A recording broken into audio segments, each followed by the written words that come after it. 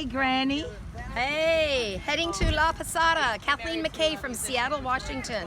And we are going to get informed about the refugees' services, and we're about ready to meet a couple nuns who do great work.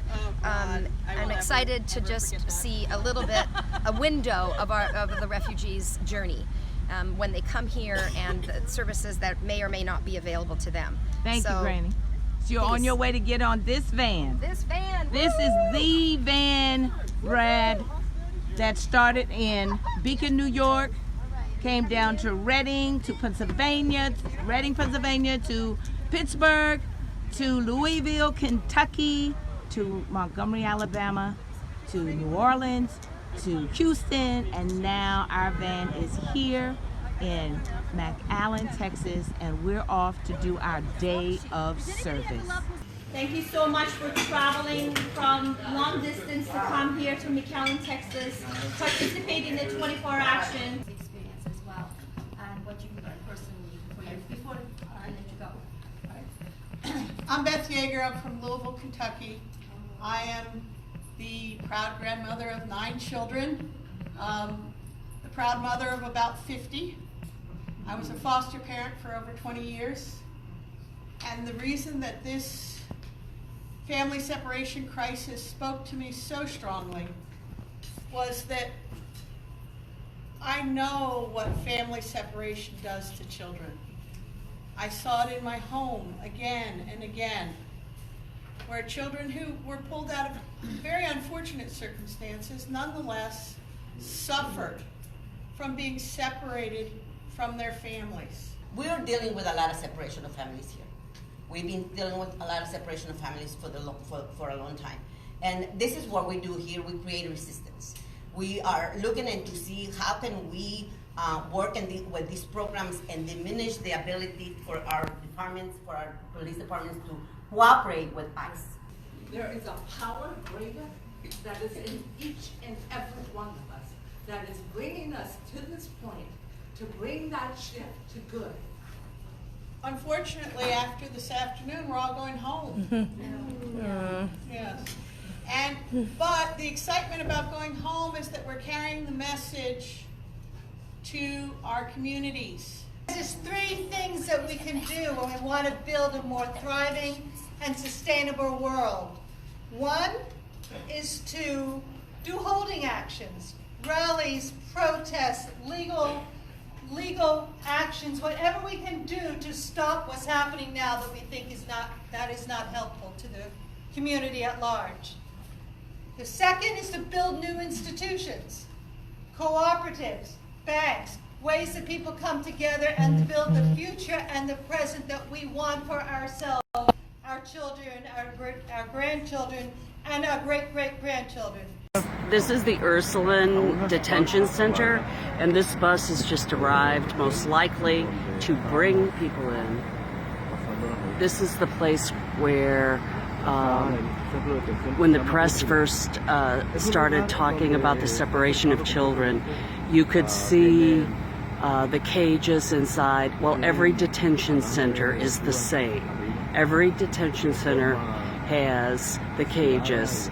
Every person that comes through is stripped of their belongings and treated like a criminal. They are put in the cages, they are given the aluminum blankets, and they are required to sleep on the floor. There's no beds.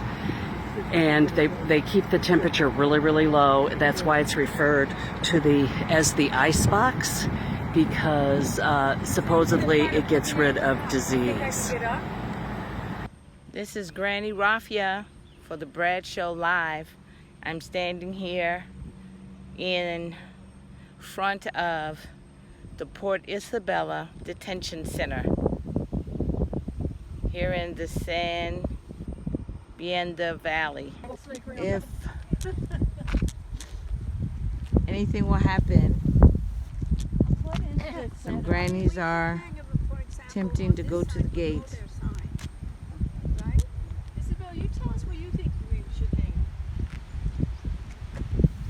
We're gonna hang some signs. This is our final destination on this week-long journey. to take our message of children belong with their mothers and families belong together. We have to change our policy, and it starts with us. If you are in the view of my voice, then you are in view of being able to do something. In your community, it doesn't have to be big, it can be small, but it should be something. Thank you so much. This is Granny Raffia for the Brad Show Live. Good morning. It's a little after 6. We're still in McAllen, Texas. I have a sore throat this morning from a lot of screaming for the last 7 days. At any rate, Brad Show friends, we're wrapping it up here. A lot of grannies have already gone home, and we are heading back out on the bus. There's about 7 of us. We're heading to Houston to take somebody to the airport, and then we're heading to Louisville to drop 3 of us off, and then the rest of them will head on back to New York with a stop in Philadelphia first. Yesterday I was asked by a reporter if I thought that we had made a difference in changing policy and making the Trump administration deal with immigrants in a more humane way. I don't think we changed policy, and I don't think that's how you change policy. I think that what we did was set out to change the hearts and the minds of individual citizens as we traveled across this great country. And when you change the hearts and minds of people, and they go to the polls and they vote, that's when you change policy. This has been a great adventure. And when I get back home, I'm going to keep on doing what I do, which is work with refugees and keep on walking on down to the ICE headquarters and demonstrating and talking to my neighbors about the horrible and inhumane treatment of people who simply want to seek asylum from some pretty horrible situations, only to be faced by equally or maybe even worse situations in the United States. So God bless you. Keep on fighting.